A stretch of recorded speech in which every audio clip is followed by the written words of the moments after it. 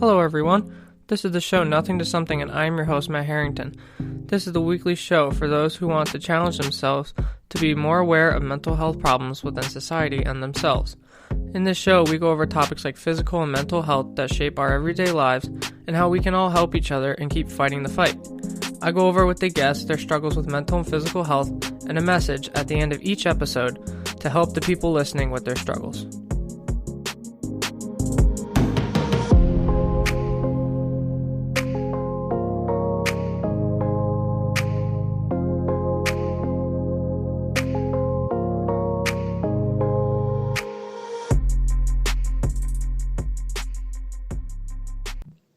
Hello, everybody. Welcome back to the show. My name is Matt Harrington. This is Nothing to Something. Today, we are joined by Nolan, and he has a few things he wants to talk about today. They are really important, what's going on in the world right now. And if you want to just start off, Nolan, what is one thing you think you've struggled with? I think one thing I struggled with growing up was being able to stay positive during hard times in life. Like if something's going bad in life, people tend to just bring everybody down and be negative about things, If you're having a rough time, you're upset. And some people just they just want everybody else to be sad if you're upset, which is kind of upsetting sometimes. Mm-hmm. It's like a chain of events in a way. Like something happens to someone and someone's like, oh, I'll just feed off of that energy and just be negative too, or whatever the heck they think. Exactly. Like if I have a really bad day and I go to hang out with friends and I'm just bringing everybody down, that's just going to make their day worse, Yeah, definitely. And I think when you said, growing up, when do you think in that point of growing up to where you are now, when was the hardest time to stay positive? The hardest time to stay positive, I'd say, was probably in middle school or elementary school because I didn't really have many friends and I didn't have many people to be talk to, I had a lot of problems growing up and I really didn't have anybody to speak to, or did I? I might have, but I never really felt like I should talk to anybody about it, and it kind of just bubbled up inside and made it just negative, Yeah, I know for me, I had I still have OCD, anxiety, panic attacks, depression, all this fun stuff to deal with. And it was never easy, but I felt like I always had to hide it because no one ever wanted to talk about it. And then when I got a therapist and they told me it's fine to talk about it with me, I was like, whoa, this is weird, I've never done this before. And all of a sudden I'm able to talk to a stranger I have no clue anything about, and they're just willing to help me. So that's what I found amazing about therapy. But just growing up, I had a lot of problems. I wasn't doing good in school, I wasn't really hanging out with the best crowd around. And I just really didn't know what to do. I didn't know where life was going to take me. Or I didn't really care where life would take me at that point in life. Sorry, you can keep going. That was my bad. Nope. All right. So I was going to say, before when we were talking, right before we started recording, you said something about work, and, we started talking about our work and stuff because we, believe it or not, for the listeners, we both work at the same place. I'm not going to mention the name, but we both work at the same place. And when you started working, has that helped you in any way? Has that been a sort of therapy to get your mind off of things? Honestly, it really has. When I first started working, I was a nervous wreck. My first day of working, they pulled me to the side and they were like, Nolan, are you all right? Because I was shaking real bad. I was stuttering when I was talking to people. It was just really crazy, when I first started working. And I've been working for probably about a year now. And, I'm not, trying to, be, a jerk or anything, but, I'm probably one of the better employees there. And, they like me and they respect me and they understand, they will cooperate with me if I have an idea or something. Mm-hmm. Which I think is cool. I started off, at the bottom, just a regular employee, and I've worked so hard that, if I have an idea or, hey, I think we should do this instead of that, and, sometimes they can listen, which is, honestly, it makes me feel good. Shows that I can, which is cool. I know. Also, when we were talking before, I just had a back injury you know, come back to surface, and that has put me out of work for a little bit. And I know that is not fun. It's definitely made me more depressed, and I really haven't told anybody about it, especially on the podcast. But I want people to know because that's what this is about. But Yeah. I hurt my back on a trampoline. I did a backflip and it landed really wrong, and I herniated my L4, L5, and it's one of your spine discs, and I herniated it, which means it kind of burst in a way, and it kind of Mm. spilled out into my spinal nerve. But it healed itself, but not properly, and now I have two bulges sticking out against my spinal nerve, which hurts. Not as bad, but it still hurts. So I had to Yeah. leave work early, and I couldn't stand up. It hurt so bad. So I went to this doctor in New York City. He's one of the best. And he said, "Yeah, you got two bulges in your back." So I said, "Okay, what can I do?" And he said, "Well, you can't work," which made me pretty upset because I felt like I'm going to get fired, which I told Nolan about, but I hope I don't, fingers crossed. But he said, "You need 8 weeks of intense PT." And I was like, "Okay." So I, started doing it, and I had to switch PT places, a few times. Well, not a few times, once, but um, it really took a mental, blockage on me, and school started going worse and worse for me because before, when I started working, I had to prioritize when I was working and when school work had to be done. Mm. So it was never like an easy thing, but I always got my schoolwork done and my grades went up a lot. But now that I'm not working, have all this free time, and I'm doing, light exercises and stuff to help my back, it's hard. It's not easy, and school definitely took a back seat. My grades dropped. They went into the toilet, and trying to yank them back out. But I feel like working has definitely helped a lot in a way, kind of like you're saying. It's like a therapy.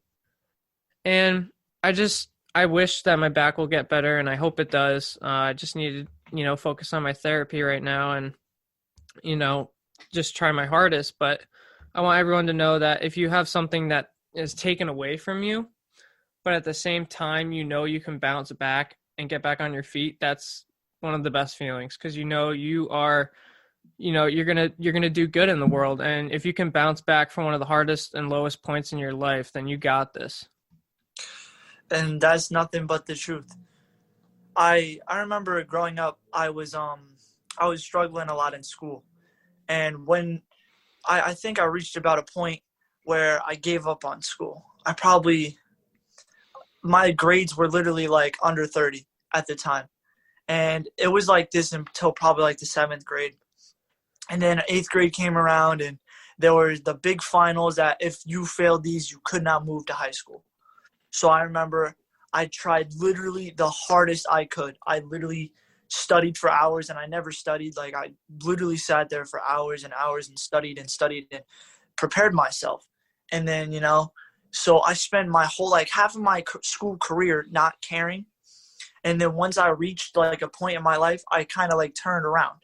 And freshman year, like I had like, lower grades, but they were passing on like before, it's like, cool, Yeah. and then I'd say about like junior year, I hit honor roll. And since then, man, I've literally, my lowest grade has probably been like a 90 cents. I mean, congrats to you. I wish I could say the same, that my lowest grade is a 90, but it's not. And I'm gonna accept that, Yeah. it's just it's not easy. It never was. If those listening out there are still in school and have really low grades and stuff, be proud of the fact that if you can go even a point higher than what you were before, then you're doing better than You're always you. improving. Yeah, you're always improving. You're just going to keep getting better and better and better, but it's a work in progress. And I know for me, like, I was talking with my aunt and she was like, "Oh yeah, lists don't really work for me." And I was like, "Yeah, same." And she said, "How about like a desk calendar or something? Write it down, sort of like a list, but it tells you on what days you have to do, what." Hmm. So I was like, "Okay." And I got one, and I'm getting all this work done. I'm getting all this stuff done, and it's like a new door has opened. I just know what to do. And Yeah. it's amazing, and I just I wish I could have seen that sooner. And I want everyone to realize that there's different ways than just the easy ways to go about your life and get stuff done. Just because someone says something's easy doesn't mean it's easy for you. I've had people Exactly. throughout my life that things are easy, and then when I try them, I think they're like the hardest things in the world. And as hard, sometimes you just got to stick with it. Like I remember, um, I'm in school for electrical right now, and electrical engineering to become like an electrician. And I remember it was my junior year. I started this thing called BOCES for the listeners who don't know what that is. It's like a career school inside a school. And like my first couple weeks, I was like, all right, I'm gonna keep up with all these kids. I'm gonna keep pushing, and I'm gonna be like the best in the class because I always aim for like just to please. Like that's what I always aim for. And I just remember falling like way behind. Like everybody was like zooming past me. And I was like, man. And I went up to my teacher one day and I was like, this is like hard. Like I don't understand what I'm doing. Like it's hard for me and I've never done any of this before and I'm just trying to learn. And I remember my teacher told me, he was like, look, Nolan, you seem like a special student to me. You need to be pushed. Some students need that big push, you know what I mean? Hmm. Where they like when a teacher can tell you, you can do this, just have to put down the time. And you just have to wait and stick with it, and then that'll turn into something beautiful. Hmm. And that was like probably the second week of my junior year, and I'm halfway through my senior year right now, and I'm literally drawing graphs of buildings, and I'm doing this all at home, as hard as it is, as because we're all home, but Hmm. it's like you see where you started and where you wanted to give up, but if you don't give up, sometimes things can just work out. Yeah, I liked how you said the like a big push. And I felt like I've been pushed so many times to the point where I keep falling down. But I've learned that if I just get back up just one more time, then I'm gonna be golden, you know. I and like you're going into electrical and you're gonna plan to be an electrician. For me, I want to be a nurse. And, Mhm. I'm always being told, kind of not directly, but, subconsciously, I'm thinking in my head, people are always saying, oh, it's really, really tough and it's not easy and it's all this, it's all that. But no one's telling me what the good stuff is about it. Like, sure, you make lots of money. Like, I don't really care about that. I mean, it has some influence. Mhm. I just want to help somebody, through physically, and I want to do this to help people mentally. But they never talk about the ups about nursing. They always talk about the downs. So I wish more people would talk about the good stuff about Mhm. jobs and their futures and all that stuff because they're like, oh yeah, I make tons and tons of money and I go on vacations everywhere and I'm doing all this stuff. But I want to hear the stories of how they touch people, of how they helped people through tough situations, how they've saved lives, how they, changed families forever and done so much good. That's what I want to hear from nurses that I talk to. Yeah. And it's degrading. I'm Yeah. just never like hearing the good stuff about it. It's always just negative, negative, negative. And I want people to realize that there's going to be a positive. You have to ask the right person to find a positive. But Exactly. that's just my thing with nursing. So, I mean, to be honest with you, half my family personally are nurses. mhm. And I'll tell you the good thing about nursing in New York. If you become a nurse in New York is probably the hardest state to become a nurse. But if you become a nurse in New York, you could literally be a nurse wherever you want. That's the peak. Like, you could move, like, say you go to New York, you become a nurse, you think it's a little too expensive to be in New York. And you want to move out to wherever you want. Like, for example, like, just say you want to go to, like, Minnesota or something. And you move out to Minnesota, you're qualified for that regardless. Like they'll just be like, you're a nurse from New York. Like that's great. Yeah, I know the specific field I want to go into is ER nurse, so emergency room nurse, and specialize in that. And all I get is just people saying it's tough, it's hard, it's not easy, you're gonna fail sometimes, you're not gonna make it, and I don't necessarily tell everyone that I'm hearing this, but I am hearing it. It's making me depressed, and it's not easy. And I don't want to seem like that guy, who's talking is like, oh, he's so great, he worked past all this OCD stuff and depression, anxiety. No, I'm reliving it right now because I'm worried about my future. I'm worried about nursing. I'm worried about even if I'm going to get into a community college near here. And I know I'm in it. It's just this anxiety has overwhelmed me to the point where I don't know if I'm going to make it or not, like in the field, because you have to take these certain amount of tests just to take the courses to take a test to become a nurse. So it's a test, course, test, nurse is the situation I'm living in.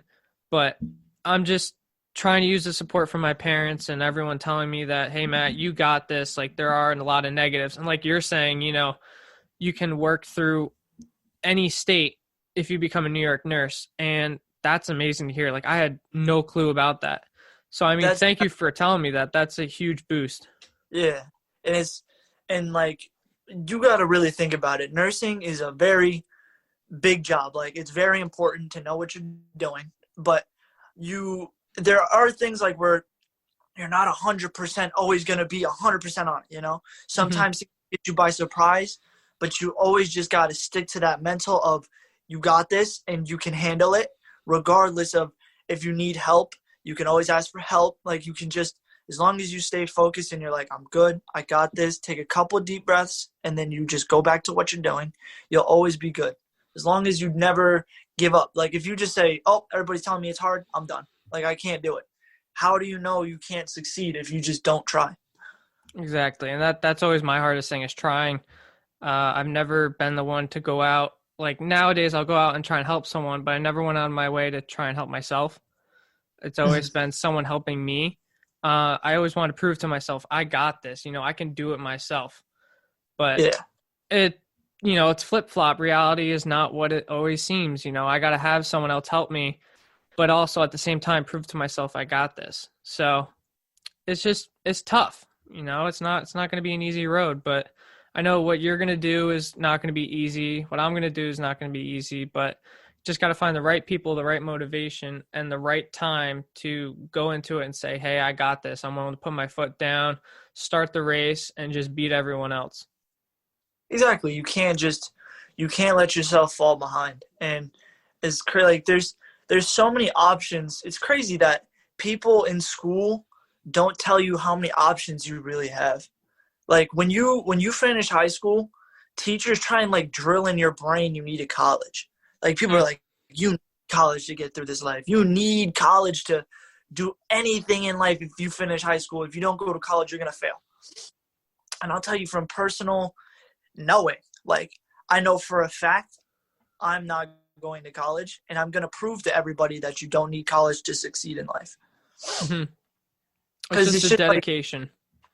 it's not even it's like it's just like I think I'm scared to go to college because as much as it would be cool to go to college, I really don't want to deal with school debt. Like I don't want to do that. Hmm And to become an electrician, college is optional. Like you don't need college. Yeah. And the perks of that is, for example, say I go to become a apprentice. So that's like your first step. You go to an electrician and you become their apprentice. Okay. So if somebody goes, so say me and someone else goes to this job, this interview, and I say I've been working for 2 years, hands-on experience, compared to this other gentleman who comes and says I've been to college for 6 years for electrical. hmm Who do you think is likely to get the job? For me personally, I would think the person who goes 6 years worth of college would get the job first. Now that's what most people would think. But if you go to school for 6 years, they're just gonna, it's just mostly book work. hmm But that person with 2 years of hands-on experience, he's been working for 2 years. He doesn't need college experience. He's been working. hmm So he's probably more likely to get the job. And that makes perfect sense now that you're saying it because he's got all the technical skills done. He's got Mm-hmm. all the, book work done, the stuff that you don't really think about, but you're learning at the same time. as you're doing the hands-on stuff. So that makes a lot of sense how the book work is a lot different from just common sense and the technicality of it.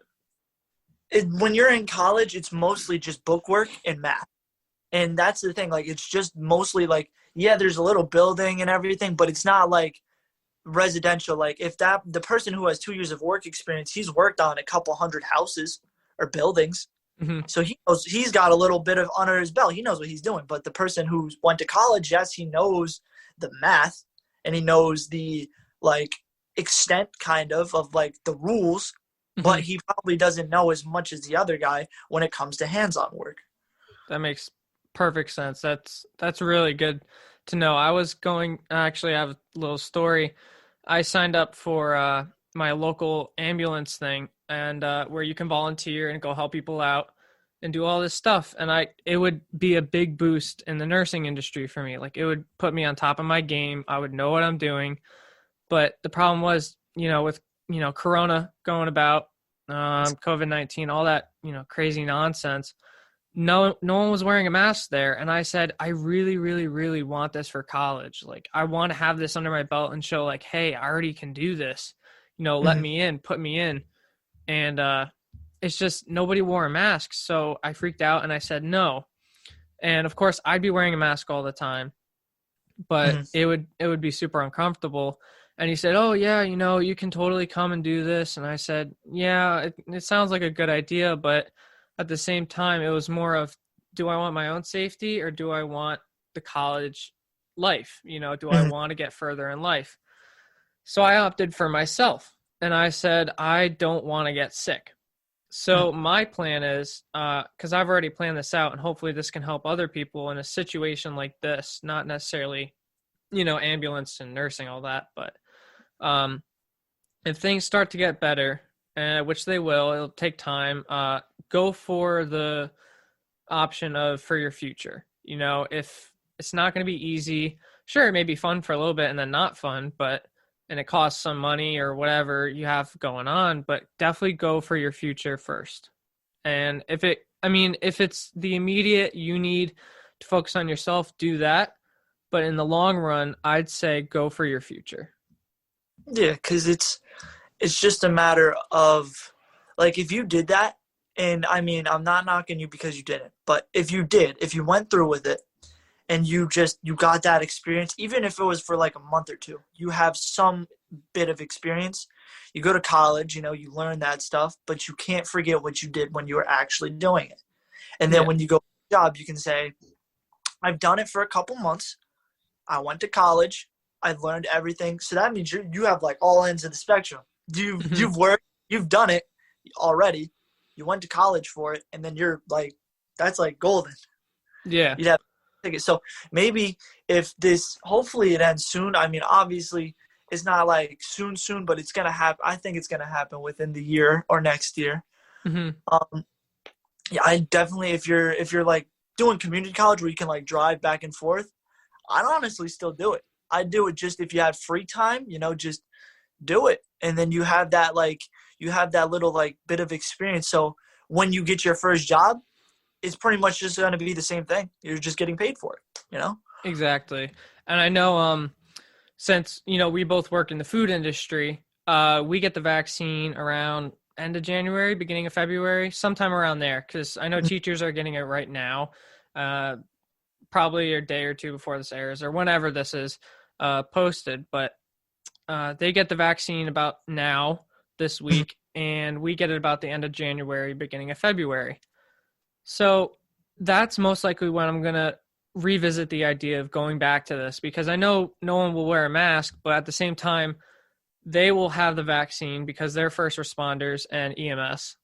And I will have the vaccine because I'm a food industry worker at the moment, and you're a food industry worker. Um, but at the same time, like I can use that to my advantage and say, hey, if they're not wearing a mask, it's okay because they have the vaccine, I have the vaccine, and I'm wearing a mask. So Exactly. I And guess there's no reason to be afraid there. just because you are different, like honestly, I think it's really brave to be different. It's Hmm. very like people are very like one dimensional. Like a lot of people just try and be one type of person.